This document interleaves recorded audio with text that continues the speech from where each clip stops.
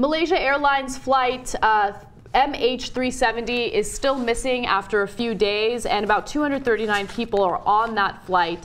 And it's led to a number of conspiracy theories as to where the plane disappeared, how it disappeared, and now it turns out that there were 2 passengers on that plane that were traveling with a stolen passport. But before we get to that, I want to share some of the theories that people have, some of which are insane. So one theory is that it was hijacked by terrorists that had fake passports. I think that that's plausible given the fact that they were stolen, and also the 2 people who had the stolen passports were from Iran. So that's also fueling some of the terrorist claims. There was an Iranian middleman who bought the tickets for them. So that's the heart of the theory on why it might have been terrorists taking the plane.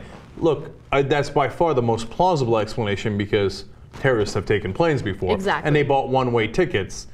In this case, they did on 9/11 in cash, and they had an Iranian middleman. I mean, it's not conclusive, obviously, but I wouldn't even... Look, conspiracy theory means just a theory on how several people conspired to do something. So it would be my leading candidate at this point. Yes. Other thoughts include that it was disintegrated in midair due to some sort of explosion. Yeah, it wasn't like poof, for no reason. Yeah. There was a mechanical problem, goes the theory, and the explosion was so severe that's why we can't find any trace of the plane or the people on the plane, because it disintegrated in midair. Yes. The plane was torn apart by an unexpected or catastrophic event. Others believe that it was intercepted by UFOs. Yeah, I'm going to put that near the bottom. Yeah. Okay. Others think that it was transported to another world via wormhole. Okay, all right. That's also does not seem overly likely. There are wormholes. They haven't sucked up any planes before.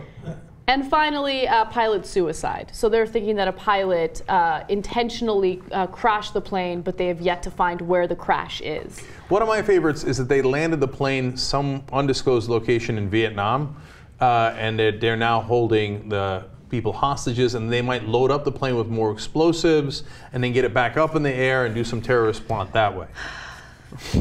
I don't know. I don't know what's going on, but it's scary stuff. It's scary to know that there are 239 people missing right now without a trace. We don't know where the plane is. There were a few instances where officials thought that there was a lead. For instance, they found some yellow object in the ocean, and they thought, hey, maybe this is part of the plane. And then they did some more research, and they found out, oh, it's just garbage with seaweed all over it. So it's unfortunate. There are no leads, and of course, family members are totally scared and shocked that they're never going to see their loved ones again. Another thing to keep in mind is that apparently family members have been calling the cell phones of their loved ones, and it keeps ringing. So the phones aren't dead yet. So that's a little creepy. Okay, now apparently some of that was done on air. That's also hard to believe. Are they really calling the cell phones of the people that were on the plane? Who knows? Now look, all this is crazy, but you know what else is crazy? A giant plane goes missing and we don't know where it is. For now, how many days has it been? Basically 3 days. That's crazy. That's unbelievable. So obviously something happened, right? And I think it's fair to guess. I don't know about the UFOs. I don't know that that's fair, right?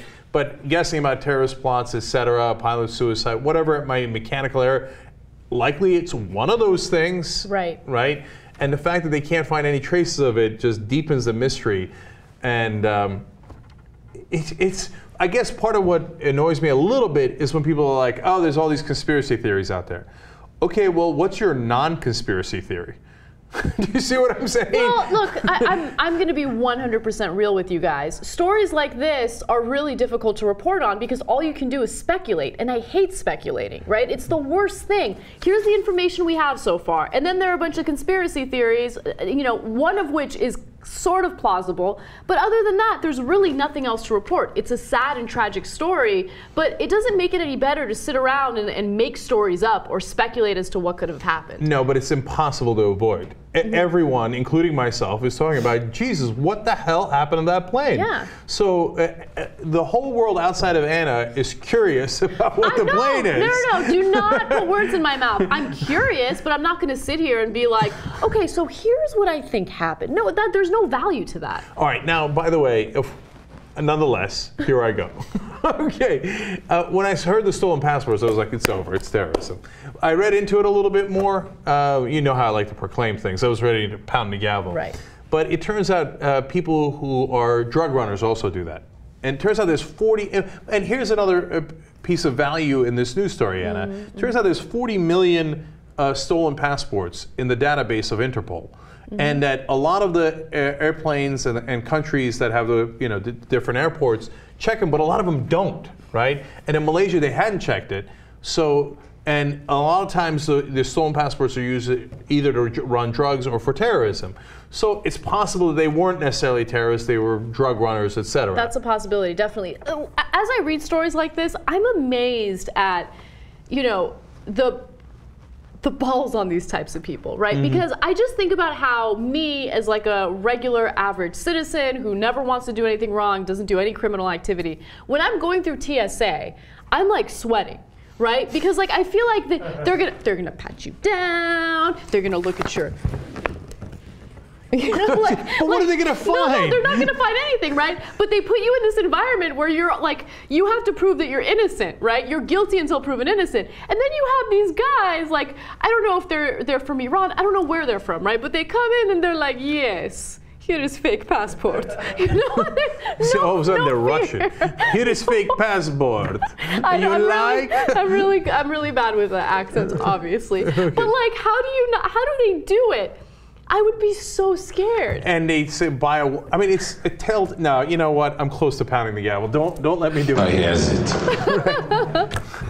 It's got to be terrorism, man. It's got to be like one-way ticket with cash only. No, it's why? Who else kidnaps airplanes, right? They're not kidnaps airplanes. Kidnaps airplanes. Hijacks. Well, no one kidnaps airplanes. That's the correct answer. Who hijacks airplanes? Generally speaking, almost exclusively terrorists. Okay, they're not, and John Locke was not on the plane, and the island didn't move. In the real world, it's usually terrorists. Okay, so let's see. But God, for the sake of the families there, I hope they find some evidence of what the hell happened on the plane. Yeah. Because you can't help but be, devastated by the tragedy in the first place, and then the mystery, which compounds the problem.